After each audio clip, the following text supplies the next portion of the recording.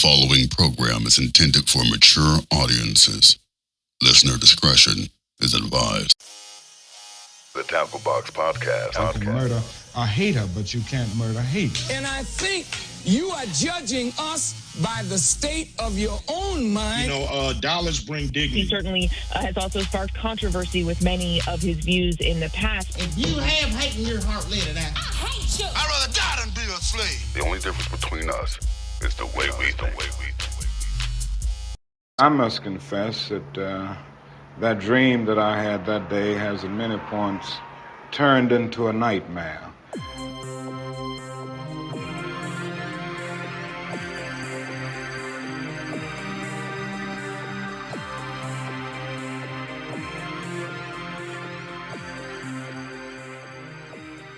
Welcome back to the Tackle Box Podcast, where we pull up the stories about race, culture, and history that get left in the dust.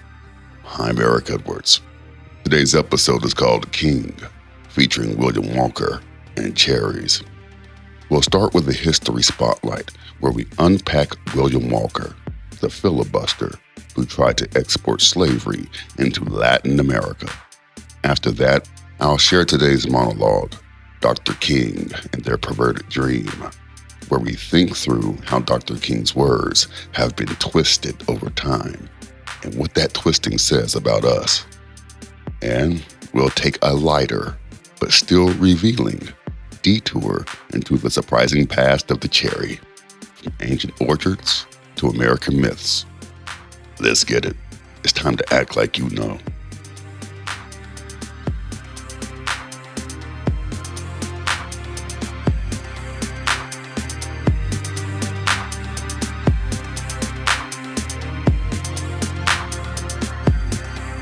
Commence au festival.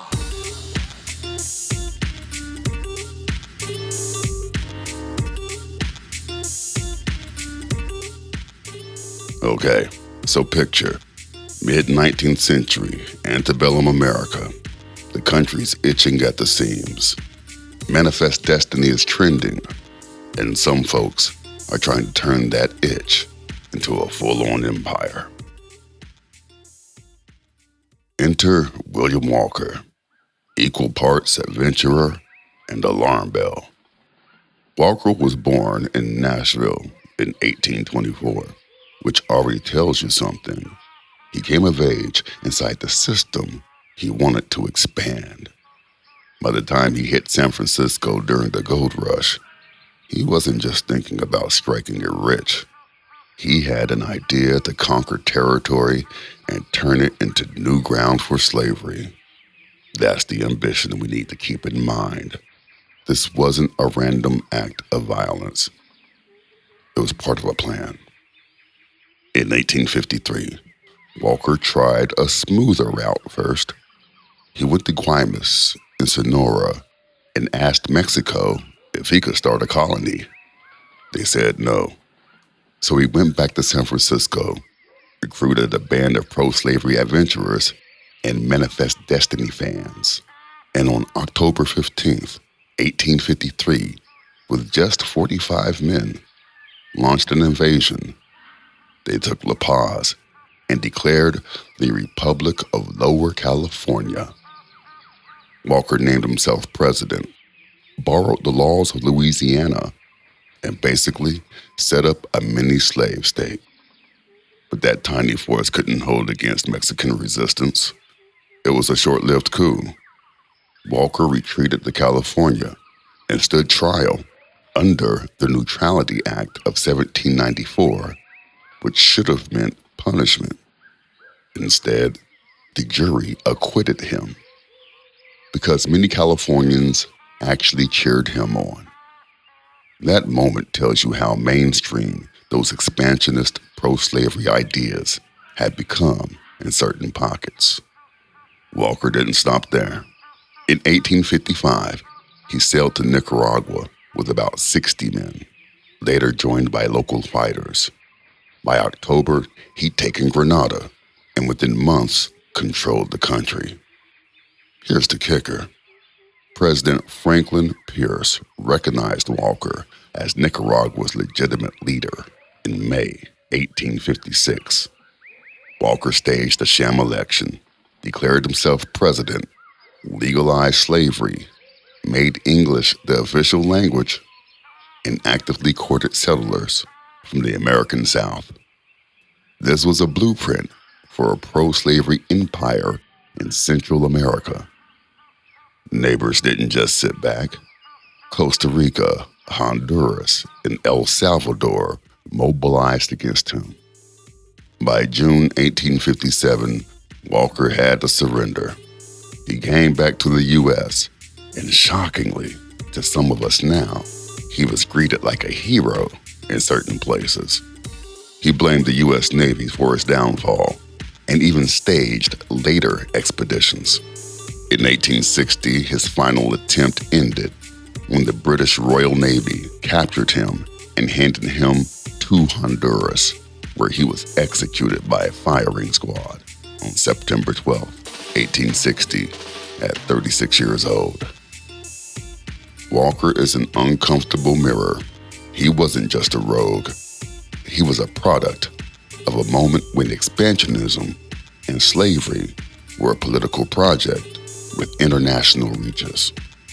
People celebrated him because his goals aligned with theirs, and that normalizing of violent, imperial thinking is part of the story of how the U.S. grew. That history leads into later myths about destiny and exceptionalism we still hear today.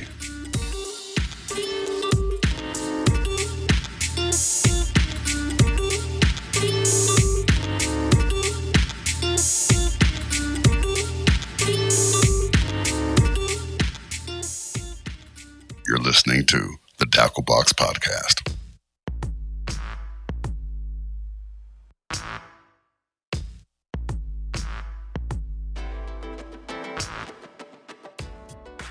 All right, that's William Walker.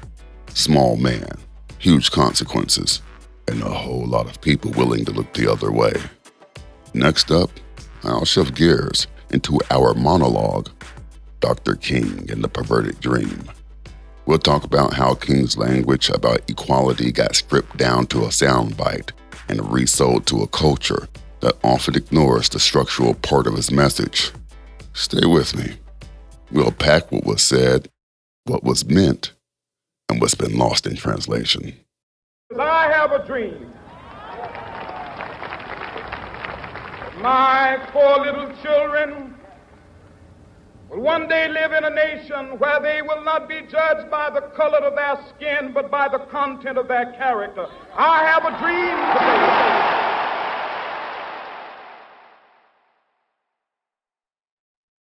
The assassination of Dr. Martin Luther King Jr. forced America into a kind of national mirror, and none of us liked what we saw.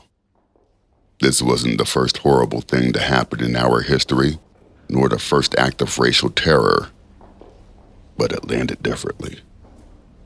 It was terrorism aimed at the heart of a movement that was trying to remake the country's moral story. It was a violent, public refusal of equality and justice, and in my view, a rejection of civility itself. Here's the thing. Sometimes one person's action does reflect a broader social reality. King's murder wasn't just the work of a lone shooter.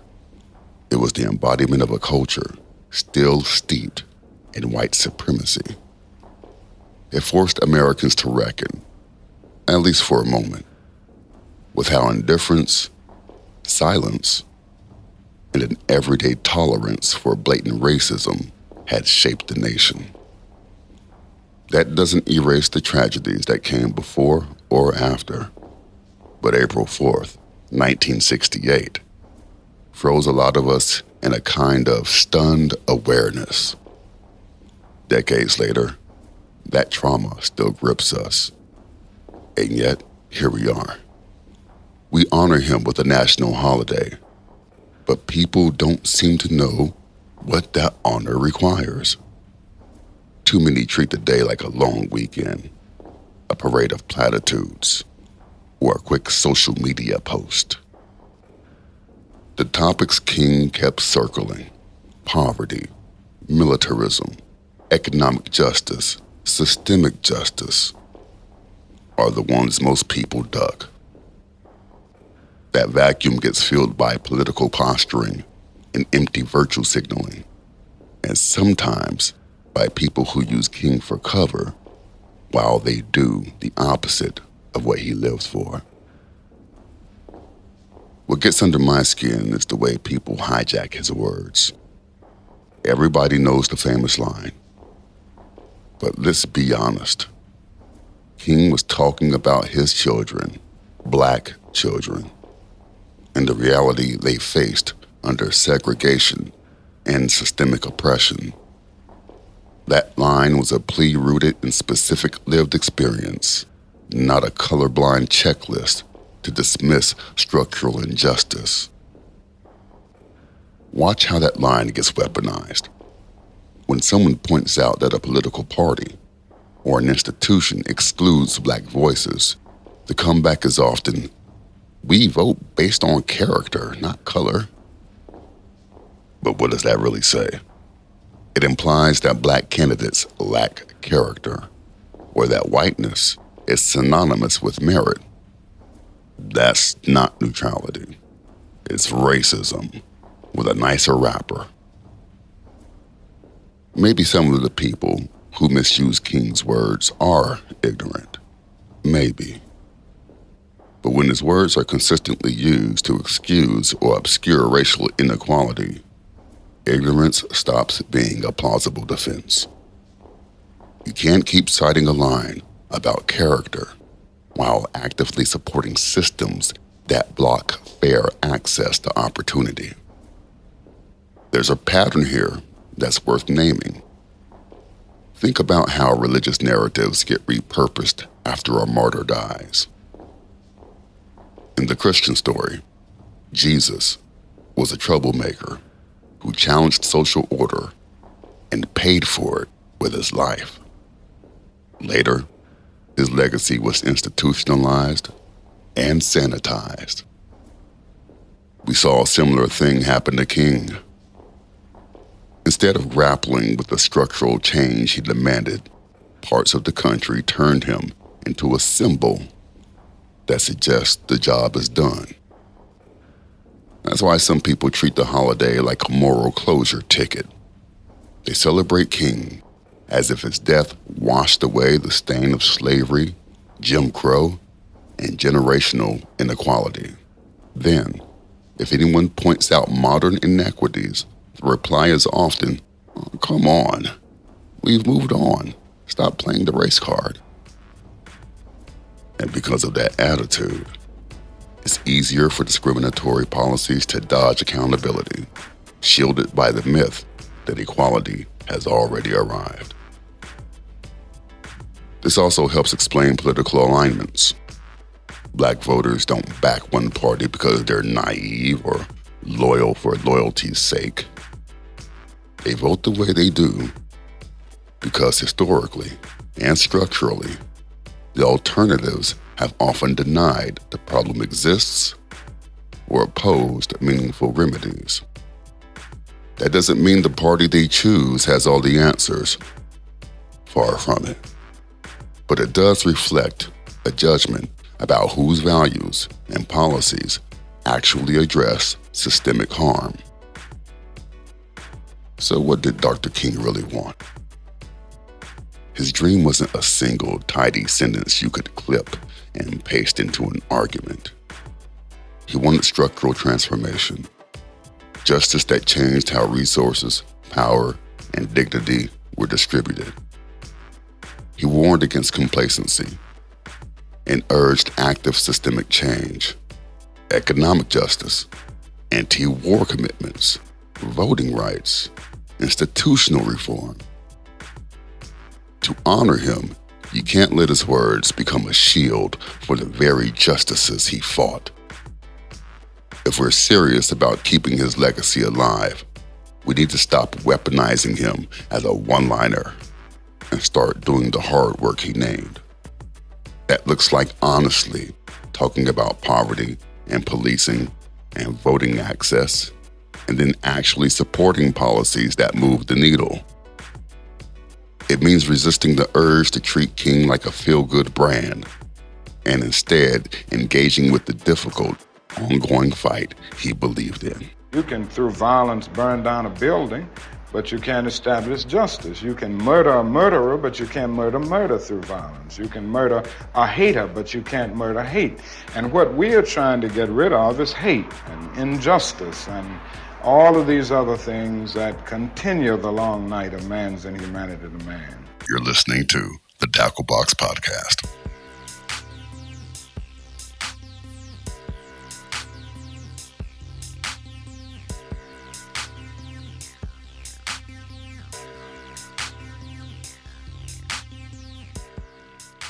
Next up, we're shifting tones a bit in For the Culture. We'll go lighter in the subject, but not less revealing. We're unpacking the odd, surprising history of the cherry, from ancient orchards to the myths Americans tell about founding fathers. Keep it right there.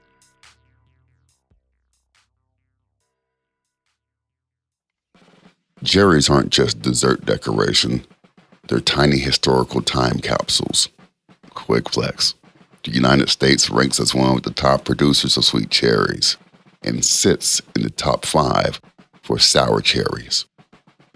But what I love about cherries is how they show up in our stories. Think of the George Washington cherry tree tale.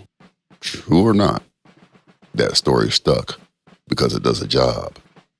It wraps honesty and national virtue into a bite-sized myth. Where cherries actually come from is cooler and messier than the myth.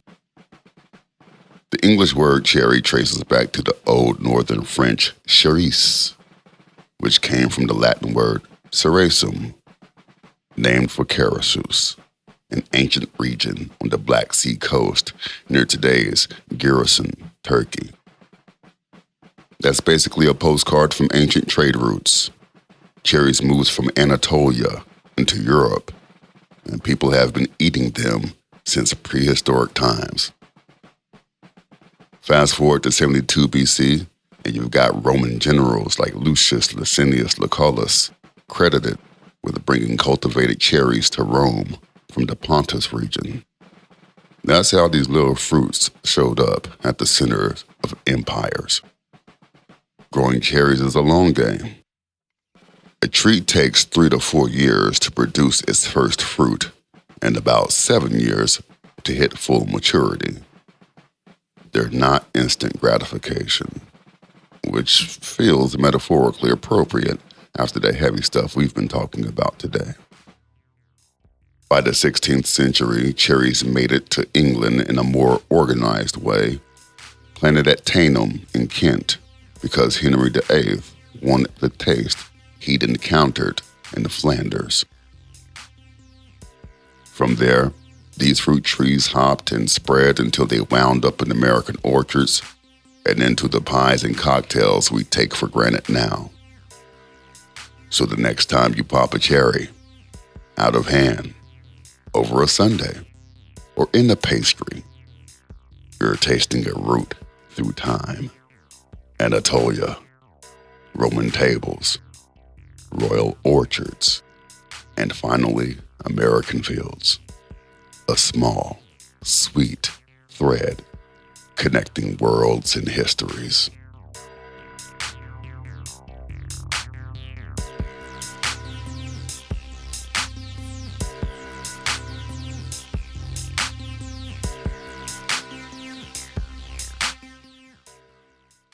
You're listening to the Tackle Box Podcast.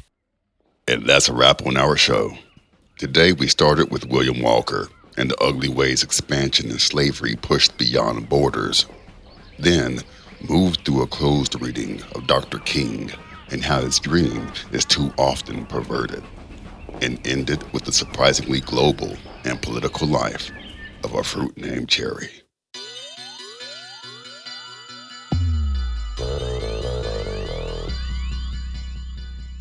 Thank you for listening to the Tackle Box Podcast. This episode was narrated, written, produced, and scored by Eric Edwards. That's me. Special acknowledgement to Aaron Glover and Ula Pinion for their contributions. This show is executed by Truth and Substance. Listen, the only difference between us is the way we think.